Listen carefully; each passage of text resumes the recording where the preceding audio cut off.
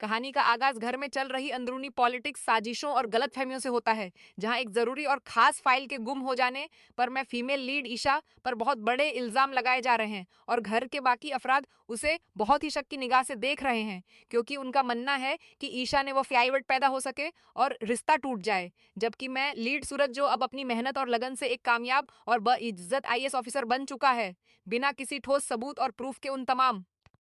इल्जामात को पूरी तरह रद्द करते हुए ईशा के साथ मजबूती से खड़ा नजर आता है और अपनी फैमिली के सामने खड़ा होकर साफ अल्फाज में कहता है कि ईशा ऐसी लड़की नहीं है जो किसी को धोखा दे या कोई ऐसी साजिश करे जो परिवार के खिलाफ हो। इस पारिवारिक कशमकश, रोना धोना और तनावपूर्ण माहौल के दरमियान यह ड्रामा हमारे समाज के ग्राम देहात के एक बहुत ही अहम और संजीदा सामाजिक मसले को भी बहुत बारीकी से उजागर करता है, जहां लड़कियों के करियर,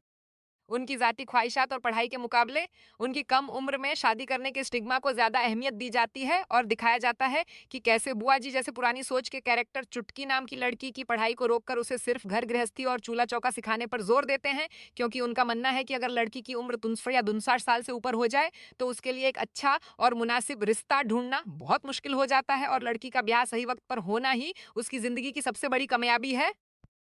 जबकि इस पुरानी सोच के बिल्कुल उलट रिया जैसी मॉडर्न और पढ़े लिखे कैरेक्टर के जरिए विमेन एम्पावरमेंट, फाइनेंशियल इंडिपेंडेंस और प्रोफेशनल ग्रोथ का एक सख्त और मर्दानावार मैसेज भी डिलीवर किया गया है, जो आज की लड़की के सपनों को दर्शाता है। इन सब लड़ाई झगड़ों, पारिवारिक कलह और आने वाली महापूजा के तनाव के बीच, जहां कुल देवी का आशीर्वाद लेने की तैयारी चल रही है ताकि उनकी नई दंपत्य जीवन, शादीशुदा जिंदगी में कोई रुकावट न आए, सूरज और ईशा का एक बेहद ही लाइट हार्टेड,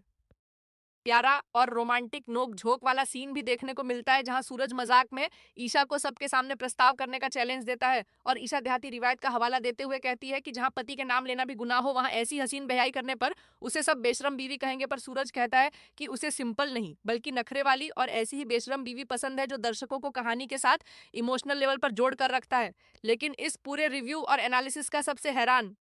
अजीब-ओ-गरीब और दिलचस्प मोड़ तब सामने आता है, जब होस्ट ड्रामा के आने वाले एक फैंटेसी एक्शन सीक्वेंस को, जहां हमारा हीरो सूरज अपनी अनोखी सोच और दिमाग का इस्तेमाल करते हुए साइकिल के आम पार्ट्स जैसे चेन चक्र, पैडल और क्लच वायर को आपस में असेंबल करके एक ऐसी मैजिक फ्लाइंग बाइसिकल बनाता है,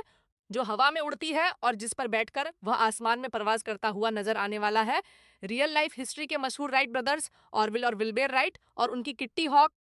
नॉर्थ कैरोलिना वाली पहली फ्लाइट की इन्वेंशन से जोड़कर इसका एक बहुत ही डीप क्रिएटिव और हिस्टोरिकल ब्रेकडाउन पेश करता है, जहां वह समझाता है कि कैसे उस जमाने में भी, जब दुनिया के बड़े बड़े बड़े साइंटिस्ट और इन्वेंटर्स फेल हो चुके थे और लोग कहते थे कि इंसान कभी उड़ नहीं सकता, तब उन दो भाइयों ने अपने गैरेज में साइकिल की दुकान चलाते हुए इस नामुमकिन ख्वाब को मुमकिन बनाया था। और बिल्कुल इसी तरह ड्रामा में भी सूरज इसी आम टेक्नोलॉजी को चुनौती देकर एक ऐसी फ्लाइंग मशीन बनाएगा, जो भले ही डेली साफ सफा के कलह के मुताबिक थोड़ी अनरियलिस्टिक और मैजिक लगती है, पर इसका असल मकसद ही दिखाना है कि एक आम लड़का अपनी मेहनत और अनोखी सोच से कैसे सबको हैरान कर देता है और हवा में उड़कर अपनी मोहब्बत या अपने परिवार को किसी बहुत बड़ी मुश्किल से बचाने में कामयाब हो जाता है, जो इस टेलीविजन सीरियल को एक आम सास बहू के कलह से निकलकर एक एक्शन एडवेंचर और फैंटेसी ड्रामा की तरफ ले जाता है और दर्शकों को लिए एक नया और दिलचस्प सिनेमैटिकल एक्सपीरियंस दे देता है, जो उन्हें अगले एपिसोड देखने पर मजबूर कर देता है।